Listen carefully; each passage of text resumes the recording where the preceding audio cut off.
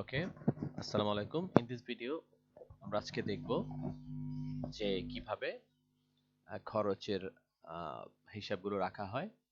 তো খরচের হিসাব যদি আমরা রাখতে চাই তাহলে প্রথমে আমাদেরকে accounting, nominal accounting, create cost centre account এখানে যেতে হবে। এখান থেকে আমরা খরচের খাতগুলো যা আছে সে দেখতে পাচ্ছি। আমরা চাইলে আরো খরচের খাত অ্যাড করতে পারবো। তো খরচের খাত অ্যাড করার জন্য অবশ্যই আমাদের মাদার অ্যাকাউন্ট, এইটা সাব লেজার, আর এখানে লেজার একটা সিলেক্ট করে অ্যাকাউন্ট তৈরি করতে হবে। এখানে যেটা অ্যাপ্রোপ্রিয়েট মনে হয় তার আন্ডারে আমরা সাব লেজার তৈরি করব।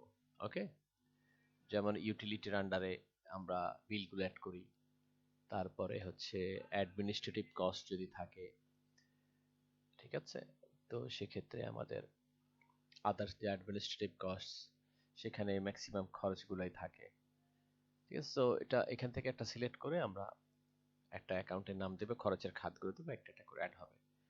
আর এইখানে এটা সিলেক্ট করব আমরা সিমিলারলি একই রকম। এটা অ্যাকচুয়ালি আমাদের অ্যাকাউন্টের সাথে যুক্ত না, বাট এটা সফটওয়্যারের অটোমেশনের জন্য, মানে সে তার বুদ্ধিমত্তা দিয়ে যাতে অনেকগুলো কাজ করতে পারে, সেজন্য এটার সাথে সাথে এটার সাথে ম্যাচিং করে এখানে আমরা টাইপটা সিলেক্ট করব।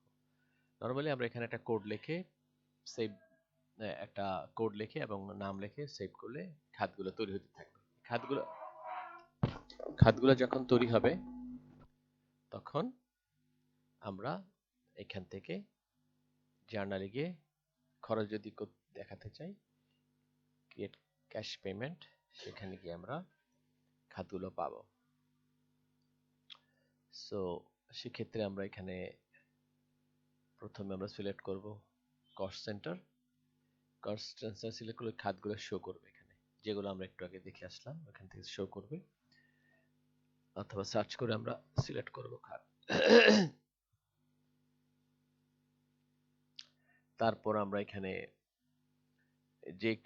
যেখানে আমরা খরচটা দেখাবো, যেখান থেকে খরচটা যাবে টাকার অ্যামাউন্ট সিলেক্ট করতে হবে। হ্যান্ড ক্যাশ থেকে গেলে হ্যান্ড ক্যাশ, বা অন্য কোনো অ্যাকাউন্ট থেকে আমি পে করতে চাইলে খরচটা সেটা সিলেক্ট করে দিতে হবে। ওকে, তাহলে এখান থেকে খরচটা সিলেক্ট করতে হবে আর এখান থেকে ক্যাশ অ্যাকাউন্টটা সিলেক্ট করতে হবে, তাহলে খরচ সরাসরি খরচ হয়ে যাবে, ঠিক আছে।